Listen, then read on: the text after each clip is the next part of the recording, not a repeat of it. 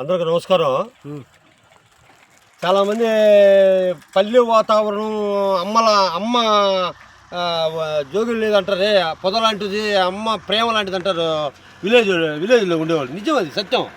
నేను తిరుపతిలో ఉండి ఆ ఇరుగు సందుల్లో ఆడ ఉండి ఈడ ఉండి మా హౌసెస్ అంతా చూస్తామంటే వేడి ఏంది ఇట్లున్నదే ప్రపంచం అనుకునేది. ఈరోజు మా బావగారు రేణుగుంట నుంచి ఒక 10 కిలోమీటర్స్ లోపల ఏమేరమ్మా ఇది బాబు? పాదిరేడు పల్లెని తొడుకొచ్చాడు. చూడండి వాతావరణం ఎలా ఉంది, చూడండి పచ్చని వాతావరణం ఎలా ఉందంటే కళ్ళకంత ఆహ్లాదకరంగా ఉంది. నేను కూడా ప్లాన్ చేస్తున్నాను లక్షణంగా. ఎందుకు ఇంకా తిరుపతి కూడా మహానుభావుడు వెంకటేశ్వర స్వామి ఇంటించే కనపడతాడు బ్రహ్మాండంగా. ఏడో ఒక 50 ఎకరాలు తీసేసి హౌస్ కట్టుకునేస్తాను, విలేజ్లోనే హౌస్ కట్టుకునేస్తాను. పల్లె వాతావరణం కన్నా మించింది వేరే లేనే లేదు. నేను మీకు సభాముఖంగా తెలియజేస్తున్నా. అద్భుతంగా ఉంది చూడండి, మొత్తం అంతా ఎంత అద్భుతంగా ఉందో చూడండి.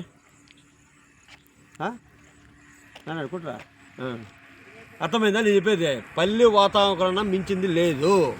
మనము 100 మందిలో 70% పల్లెల్లోనే జీవిస్తూ ఉన్నారు.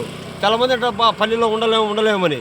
మొత్తం ఇప్పుడు పల్లెలు కూడా సిటీలు కన్నా మించిపోయాయి. హౌసెస్ కానీ అక్కడ ట్రాన్సాక్షన్స్ కానీ ప్రతి ఒక్కటి ఆహ్లాదకరం అంతా విలేజ్లో ఏర్పడిపోయాడు. ఇప్పుడు ఎవడు బాధపడాలి, విలేజ్ అనే పదవే లేదండి. ఇప్పుడు విలేజ్లో ఉండే హౌస్ మన టౌన్లో కూడా కట్టడం లేదు. తెలుసా మీకు? వాతావరణం ఎట్లుందంటే అంత మంచి గాలి వాతావరణం. ఇక్కడ ఈ గాలి వాతావరణం నీకు టౌన్లో ఎక్కడో చెప్పండి. ఓకే, చిన్న వీడియో చేశాను. Bye friends.